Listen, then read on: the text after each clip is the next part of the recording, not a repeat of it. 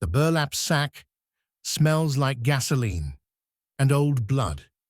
Your lungs burn as you suck air through the coarse fabric, each breath harder than the last. You can't see anything, just darkness and the sound of your own heartbeat hammering against your ribcage, like it's trying to break free. The van beneath you hits a pothole, and your skull cracks against the metal floor. No one apologizes, no one cares. You're 12 years old, and you've just been kidnapped, carrying a broken piano through the worst part of town. The instrument is gone now, probably already sold, stolen, smashed to pieces in the street. That $98 you starved yourself to save, the only beautiful thing you ever owned in your miserable orphan life, is now funding someone's high or someone's bullet. And you're tied up in the back of a vehicle that smells like death, unheading somewhere you know you won't come back from the same, if you come back at all. But you're not crying. You stopped crying the night your parents disappeared. Tears are a luxury for people who have something left to lose. You have nothing. You are nothing. Just another kid from the projects that hope forgot, where the only melody anyone remembers is the sound of gunfire and sirens. Still, somewhere deep in your chest, beneath the terror and the rage, that blurry piano melody plays. The one memory of them you have left. It's the only thing keeping you from completely losing your mind. The van stops. Rough hands yank you out and slam you against something hard. A tree, dead from the roots up, just like everything else in this godforsaken place. They tie you to it, and you do exactly what the old scarred criminal taught you in the alleys behind the shelter. You flex every muscle as hard as you can while they wrap the rope. Create space. Always create space. They don't notice. They're too busy laughing about how they're going to gut you and leave you for the dogs. One of them walks away to piss. The other lights a cigarette, scrolling through his phone like you're not even worth his attention. You wait, count to 30. Then you exhale completely. Let your muscles go slack, and the ropes loosen just enough. Your hands are small, bony, perfect for slipping through restraints. The old man taught you that too, right before he died in a gutter with a needle in his arm. You slide free, silent. The kidnapper with the cigarette still hasn't looked up. You could run. You probably should run. But there's a rusty piece of rebar on the ground near your feet, and something inside you that's been screaming for years finally decides it's had enough of being prey. You pick it up. It's heavier than you expected. Cold. The weight feels right in your hands. You swing before you think. The rebar connects with the side of his skull with a wet crunch that sounds nothing like the movies. He drops without a sound, phone clattering to the dirt, cigarette rolling away in a small trail of embers. You're frozen, staring at what you just did, at the blood pooling black in the moonlight, at your hands still gripping the rebar, shaking so hard your teeth chatter. The other kidnapper comes back, still zipping up his pants. He sees his partner on the ground, sees you standing there with the weapon, and instead of pulling his gun, and instead of lunging at you, he starts laughing. A deep, genuine laugh that echoes across the empty lot. "Well, shit," he says, grinning. "Looks like you got some bite after all." His name is Vargas. You'll learn that later. Right now, all you know is that he's not killing you. He's walking toward you slowly, hands up, like you're a wild animal he's trying not to spook. He kneels next to his partner, checks for a pulse, then looks back at you with something like respect in his eyes. "He's still breathing," Vargas says. "Barely. But you got the instinct, kid. That's rare." He stands, brushes dirt off his jeans. "You got two choices right now. Run, and I hunt you down before sunrise, and do things to you that'll make you beg for death. Or come with me, and I teach you how to be something more than a scared little orphan with a pipe. Wuss, you don't move. Can't move. Your entire body is vibrating with adrenaline and terror and something else you can't name. Something that feels like power. What's it gonna be? Vargas asks. You drop the rebar. It clangs against the ground. You don't run. The compound is hidden in the mountains, hours from the city. It doesn't look like much from the outside. Just a cluster of concrete buildings surrounded by razor wire and armed men who watch you like vultures circling a dying animal. Vargas doesn't explain anything, just shoves you into a room with 5 other kids, all around your age, all with the same dead eyes and hollow cheeks. Nobody talks. Nobody asks your name. You're just another ghost in a place that manufactures ghosts. They wake you at dawn with cold water and screaming. A man built like a concrete block, in face carved with scars that map a life of violence, stands at the front of the room. His name is El Martillo, the hammer. You'll learn why soon enough. You are nothing, he says in a voice like gravel. You have no family, no names, no past. You are tools, and tools do not think. Tools do not question. Tools perform their function, or they are discarded. Do you understand? You nod with the others. You understand perfectly. This is survival. This is what happens when the world decides you're disposable before you're old enough to write your own name. The training starts immediately. It's not like the movies. There's no montage, no inspirational music, no mentor who cares if you live or die. It's brutal, methodical, designed to break you down to raw instinct and rebuild you into something useful. They teach you how to fight without rules, without mercy, how to kill with your hands, with blades, with anything you can find, how to move through a room silent as smoke, how to read people, to see the moment before they break, the second before they run. But more than that, they teach you how to turn off the part of your brain that feels, that cares, that remembers what it was like to be human. You're good at it. Too good.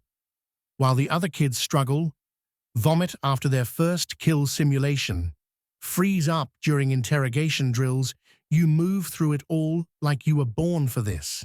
Maybe you were. Maybe this is what happens when you spend your whole life fighting just to exist. Maybe violence was always your language, and you just needed someone to teach you the grammar. 3 months in, El Martillo pulls you aside after a training session.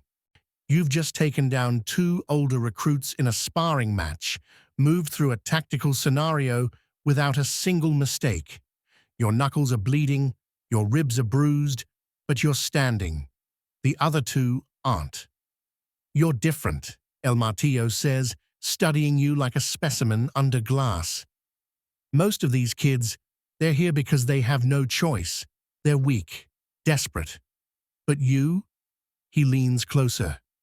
You're here because you want to be, because you finally found something you're good at. He's right. You hate that he's right.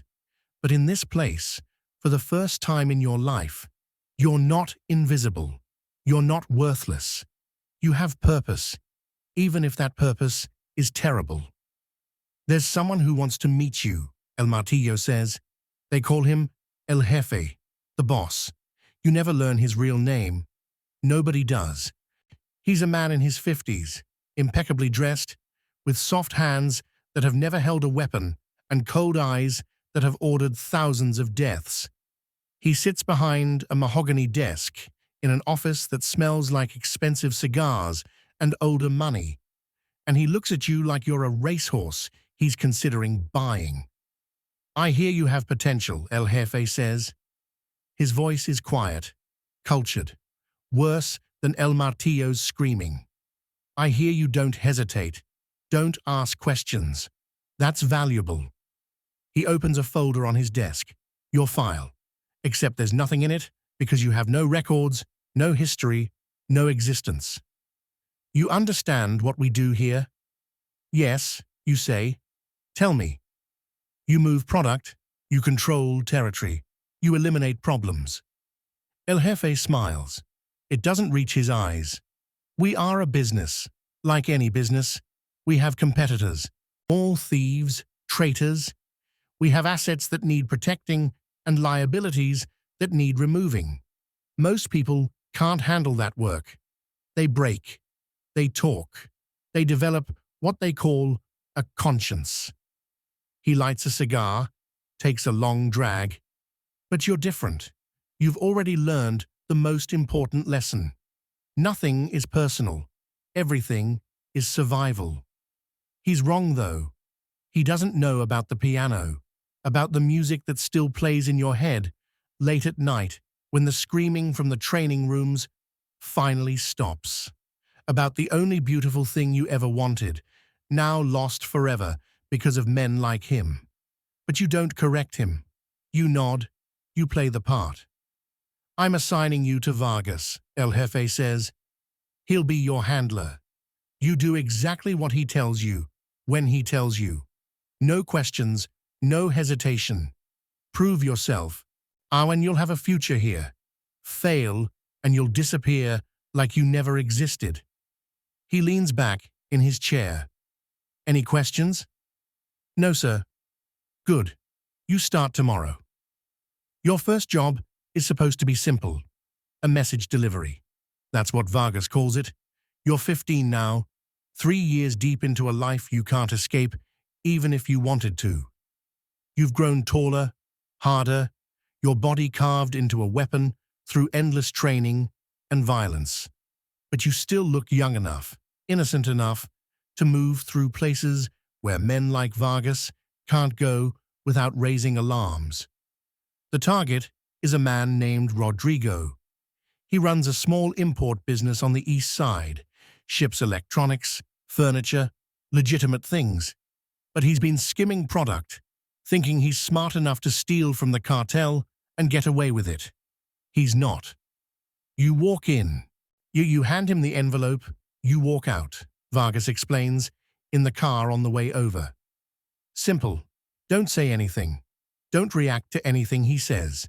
Just delivery and exit. What's in the envelope, you ask. Vargas looks at you like you've just asked what color the sky is. Does it matter? It doesn't. You know it doesn't.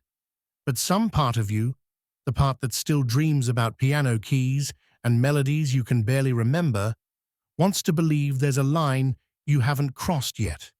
That delivering an envelope is different from what you know you'll eventually be asked to do. The import shop is quiet when you walk in. Clean. Organized. Rodrigo is behind the counter, a man in his 40s, with kind eyes and a wedding ring that catches the light. He looks up when the bell above the door chimes, and his smile is genuine. Can I help you? He asks. You slide the envelope across the counter. Don't say a word. His smile fades when he sees the seal on the envelope. The mark that everyone in this city knows means death or obedience, no middle ground. His hands shake as he opens it. You watch him read. Watch his face drain of color. Watch him understand that his life just became a countdown. Please, he says, voice breaking. I have a family, kids. I made a mistake, I know. But please, you turn and walk out. His begging follows you into the street, but you don't look back. You can't. Because if you look back, if you see his face, you might remember that you're supposed to be human. Vargas is waiting in the car, engine running. How'd it go? Fine. He say anything? He begged. Vargas laughs, pulling into traffic. They always do. Makes no difference. Guy like that, he knew the rules when he decided to steal. Actions have consequences. He glances at you. You feel bad for him? No.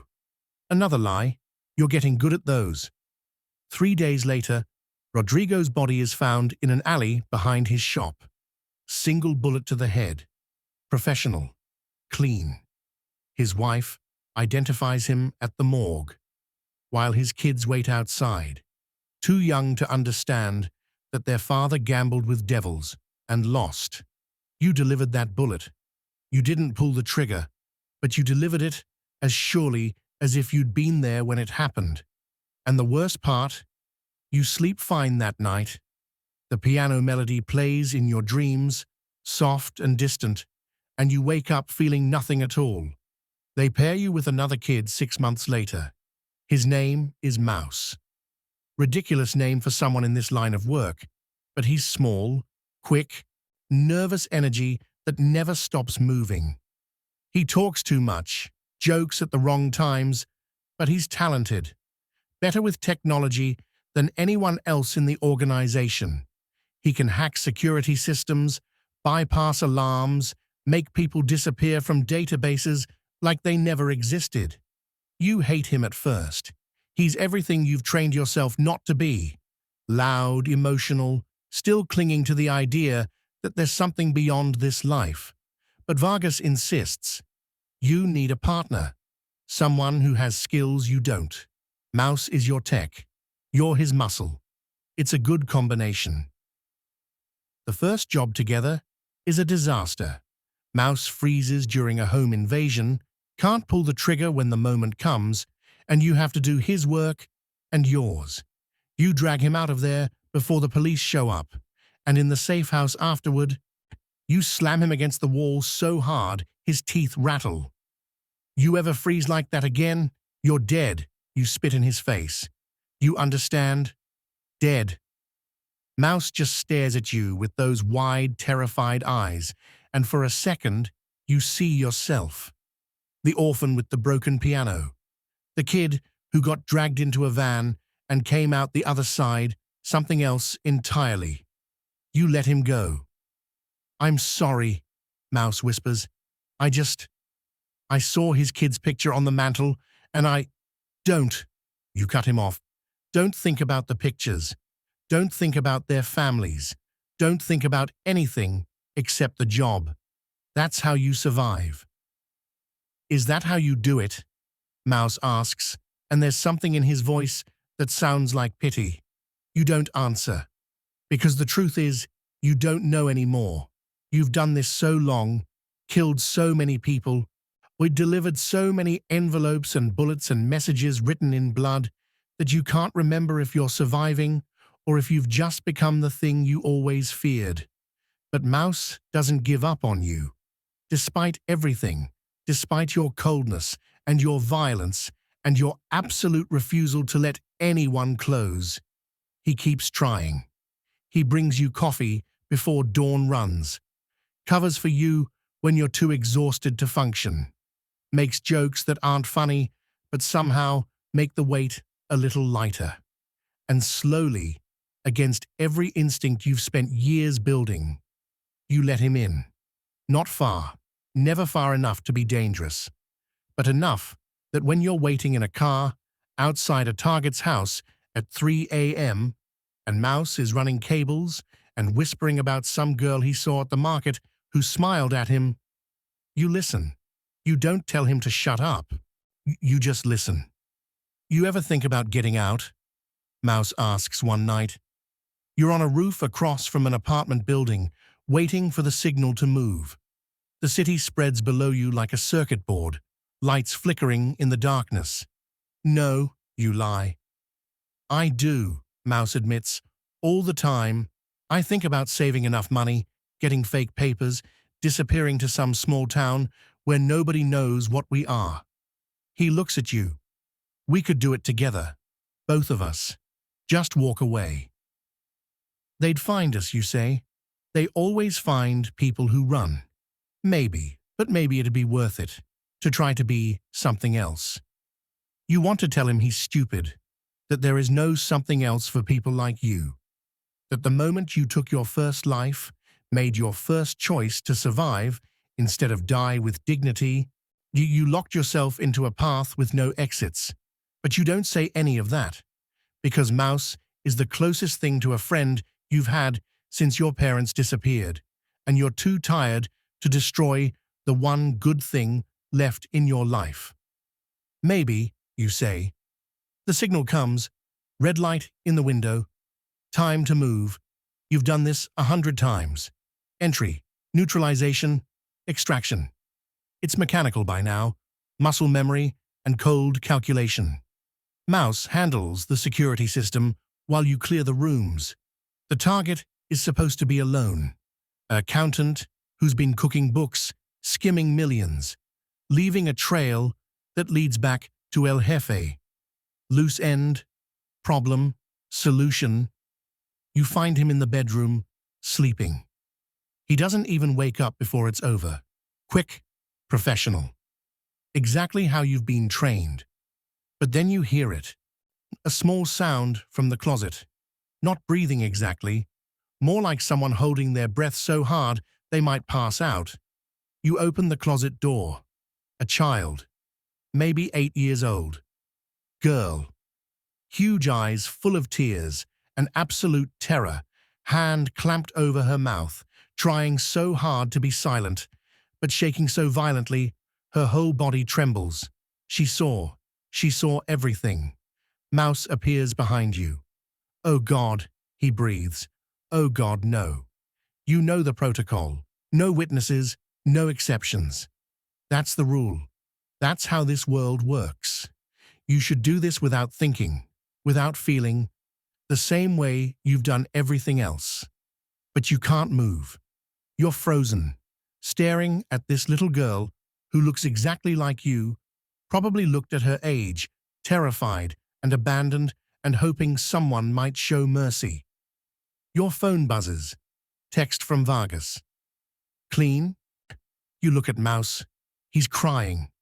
Actually crying. Tears streaming down his face, shaking his head.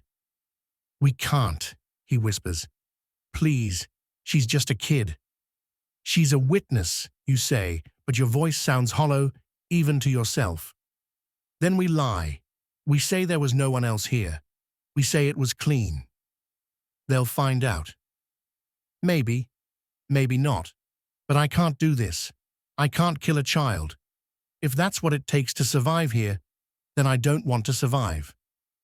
You stand there in that closet doorway, weapon in hand, looking at this crying child and your crying partner, and you realize this is the moment, the choice, the line you either cross or you don't.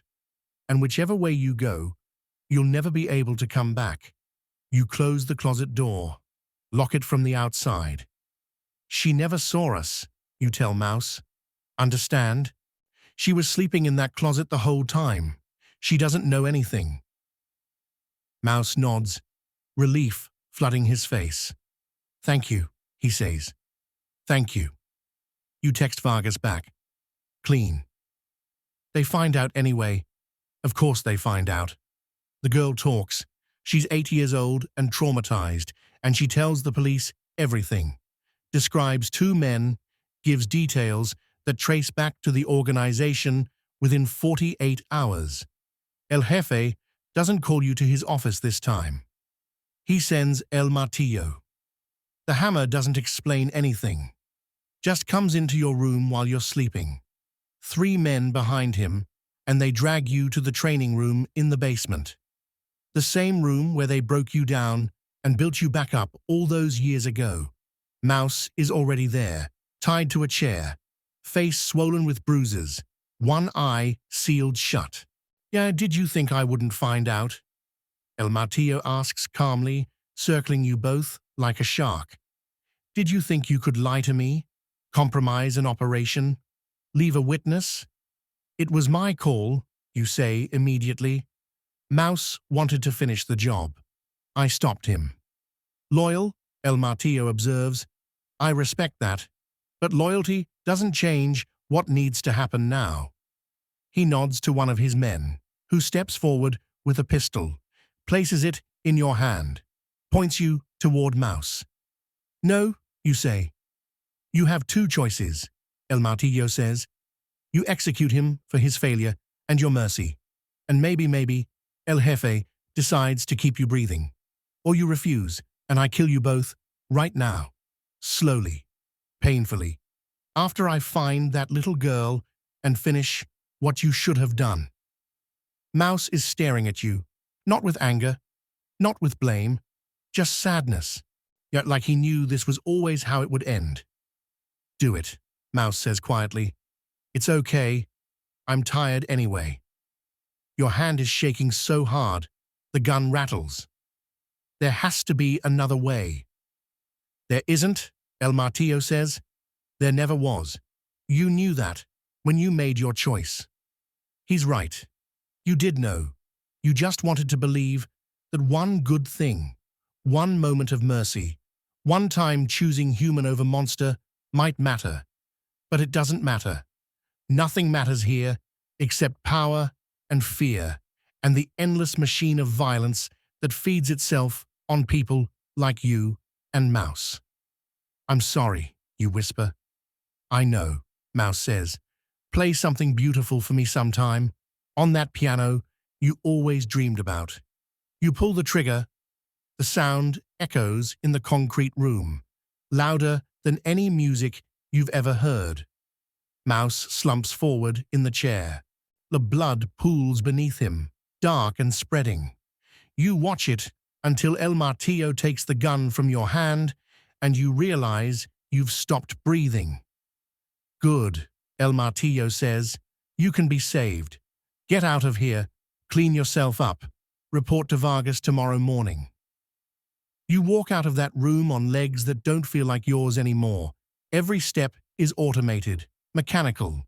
You make it to your quarters, close the door, and finally, after years of holding everything inside, you break. Not crying, worse. A sound comes out of you that doesn't sound human. Raw and shredded and full of everything you've been swallowing since the day they put that burlap sack over your head. You killed Mouse, your only friend, the only person who saw you as something more than a weapon.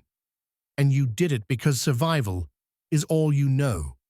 And you've been so thoroughly broken and remade that when the choice comes, you always choose to keep breathing, even when breathing costs you your soul. 2 years pass like a prison sentence. You move through jobs with perfect efficiency, no hesitation, no mistakes. You've become exactly what they wanted, a tool that performs its function without question. El Jefe promotes you. Vargas treats you like a prize asset. Other enforcers respect you, fear you, know that if they cross the line, you'll be the one sent to handle it. You are the cartel's executioner. Every body has a price, and you're the one who collects. But late at night, in the silence between jobs, you hear it. That melody. The piano music from your childhood. The only memory of your parents, now mixed with Mouse's last words. Play something beautiful for me sometime. You haven't thought about the piano in years, haven't let yourself. But now, it's all you think about. The obsession returns like a disease, worse than before. You start having dreams where you're performing in concert halls, where music pours from your fingers instead of death, where you're someone completely different. You make a decision. A stupid, dangerous, impossible decision. You're going to get out. You're going to find a piano. You're going to learn to play the melody that's been haunting you your entire life. And maybe somehow, you'll remember what it felt like to be human. You start skimming. Tiny amounts from each job. Money that disappears into accounts El Jefe will never trace.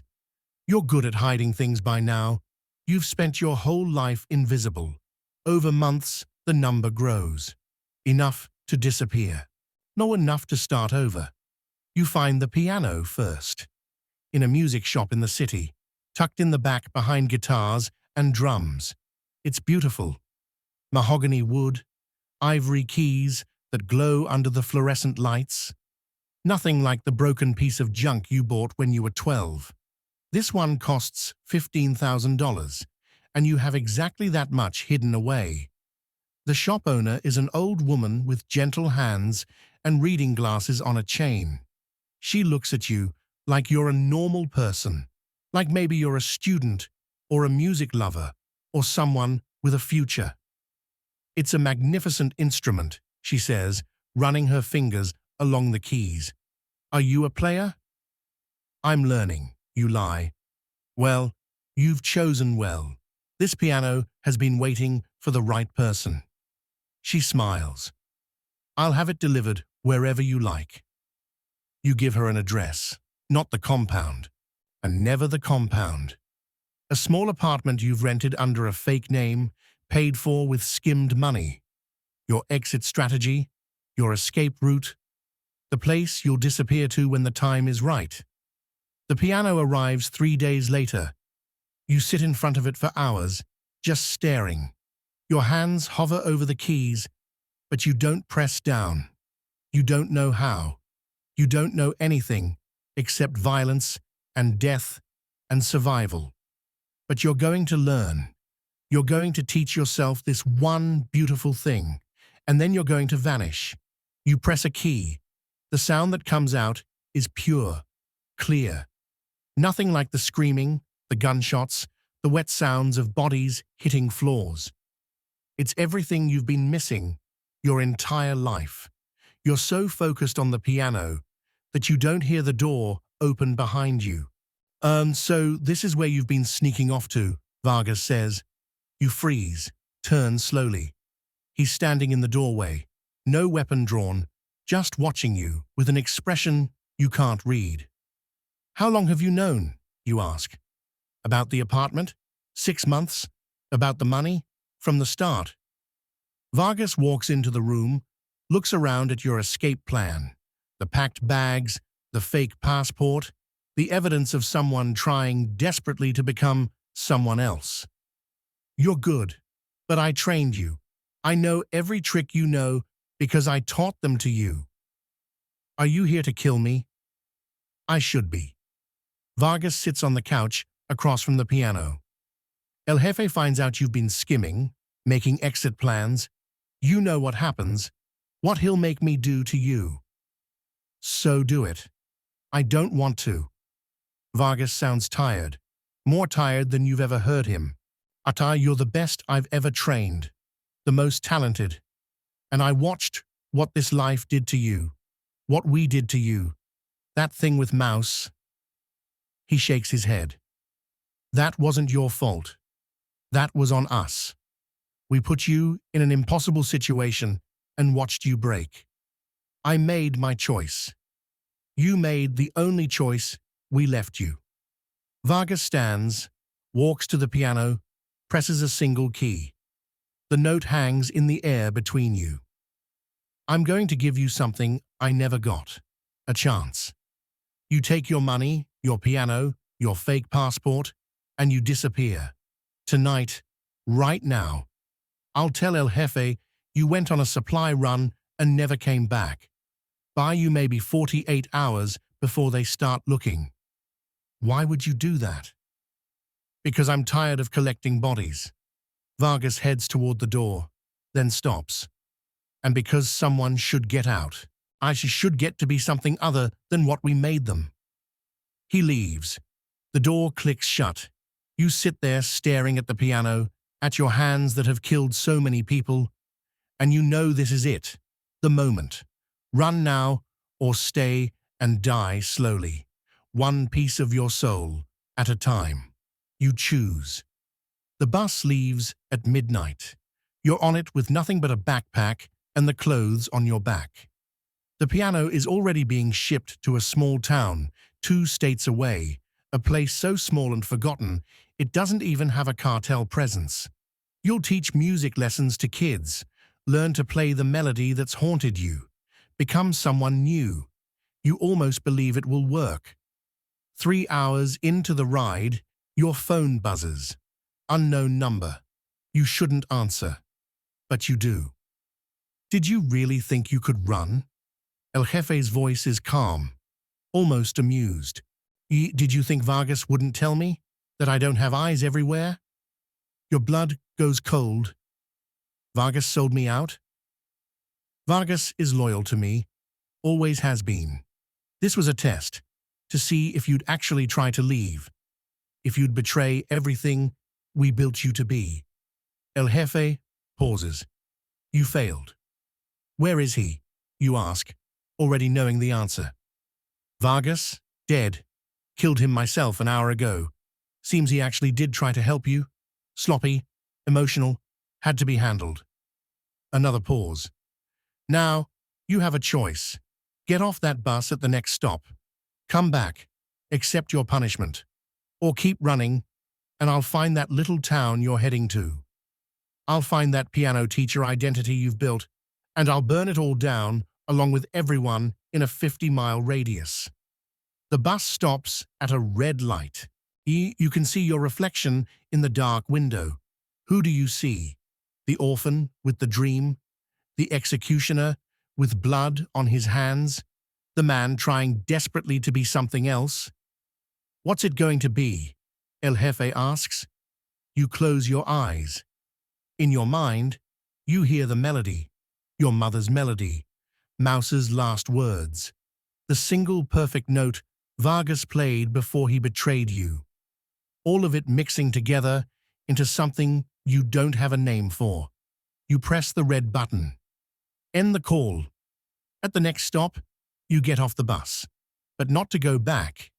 You disappear into the darkness, leaving the phone on the seat, leaving every identity you've ever had, leaving even the piano behind because you finally understand. You can't play beauty with hands built for killing. You can't teach children with a voice that screamed death. Or you can't be saved because some things, once broken, stay broken forever. The bus pulls away, taking your last chance with it. You walk into the night, and for the first time since you were 12 years old, you have no idea where you're going. No plan. No identity. No music. Just the weight of every choice you ever made, and the knowledge that survival isn't the same as living. Maybe it never was. The second they turn their backs,